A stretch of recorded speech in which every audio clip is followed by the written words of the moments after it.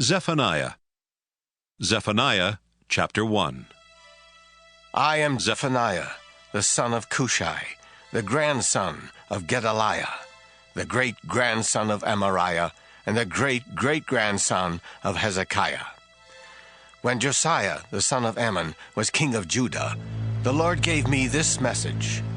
I, the Lord, now promise to destroy everything on this earth, people and animals, birds and fish. Everyone who is evil will crash to the ground, and I will wipe out the entire human race. I will reach out to punish Judah and Jerusalem.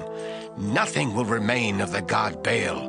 Nothing will be remembered of his pagan priests. Not a trace will be found of those who worship stars from their rooftops, or bow down to the god Milcom while claiming loyalty to me, the Lord. Nothing will remain of anyone who has turned away and rejected me. Be silent. I am the Lord God, and the time is near. I am preparing to sacrifice my people and to invite my guests.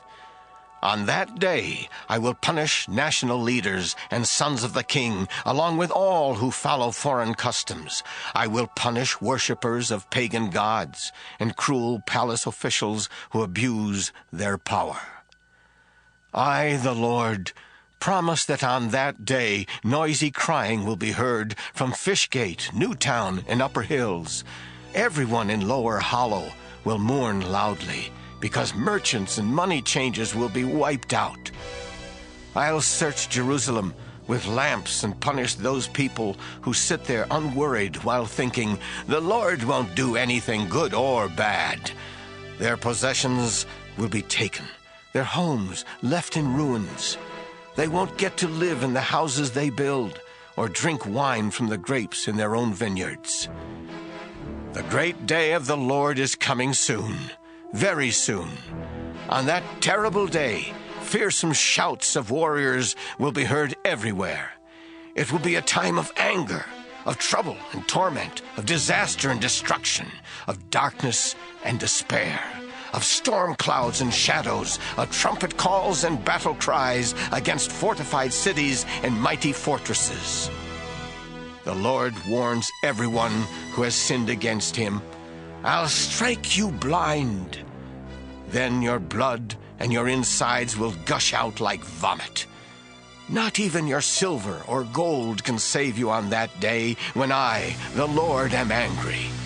My anger will flare up like a furious fire, scorching the earth and everyone on it. Zephaniah, chapter 2. You disgraceful nation, gather around before it is too late.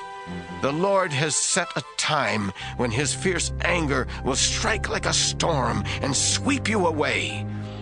If you humbly obey the Lord, then come and worship him.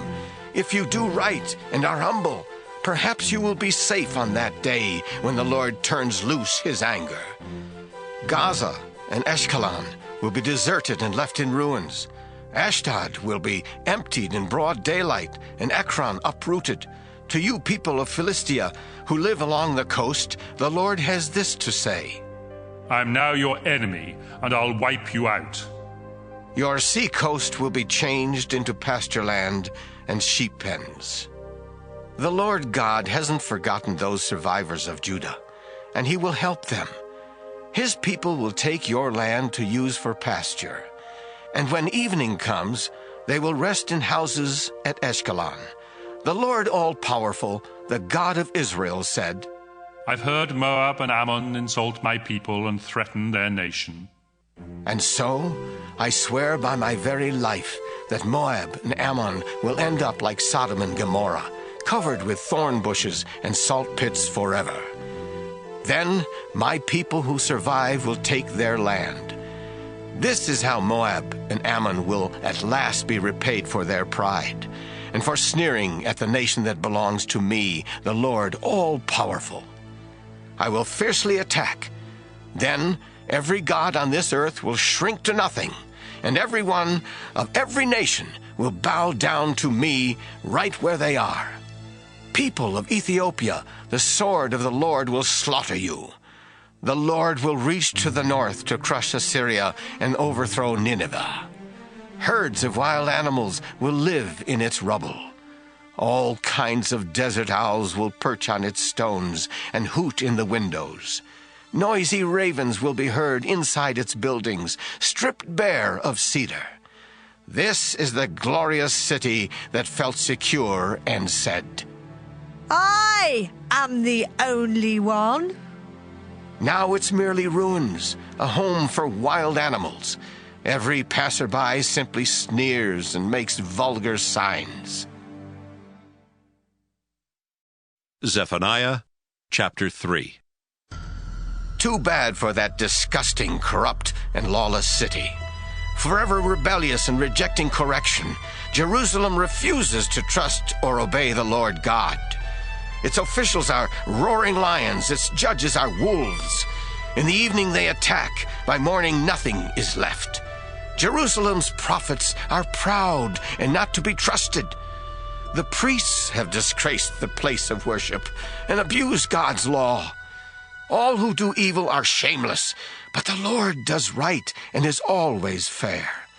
With the dawn of each day, God brings about justice. The Lord wiped out nations and left fortresses crumbling in the dirt. Their streets and towns were reduced to ruins and emptied of people.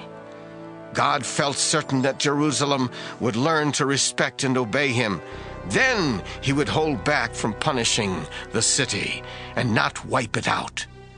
But everyone there was eager to start sinning again. The Lord said, "Just wait for the day when I accuse you nations. I have decided on a day when I will bring together every nation and kingdom and punish them all in my fiery anger. I will become furious and destroy the earth. I will purify each language and make those languages acceptable for praising me. Then, with hearts united, everyone will serve only me, the Lord. From across the rivers of Ethiopia, my scattered people, my true worshippers, will bring offerings to me. When that time comes, you won't rebel against me and be put to shame. I'll do away with those who are proud and arrogant. Never will any of them strut around on my holy mountain. But I, the Lord, won't destroy any of your people who are truly humble and turn to me for safety. The people of Israel who survive will live right and refuse to tell lies. They will eat and rest with nothing to fear. Everyone in Jerusalem and Judah, celebrate and shout with all your heart. Zion, your punishment is over. The Lord has forced your enemies to turn and retreat. Your Lord is King of Israel and stands at your side. You don't have to worry about any more troubles. Jerusalem, the time is coming when it will be said to you, "Don't be discouraged or grow weak from fear. The Lord your God wins victory after victory and is always with you. He celebrates and sings because of you, and he will refresh your life with his love." The Lord has promised. Your sorrow has ended, and you can celebrate. I will punish those who mistreat you. I will bring together the lame and the outcasts. Then they will be praised instead of despised in every country on earth. I will lead you home, and with your own eyes you will see me bless you with all you once owned. Then you will be famous everywhere on this earth. I, the Lord, have spoken.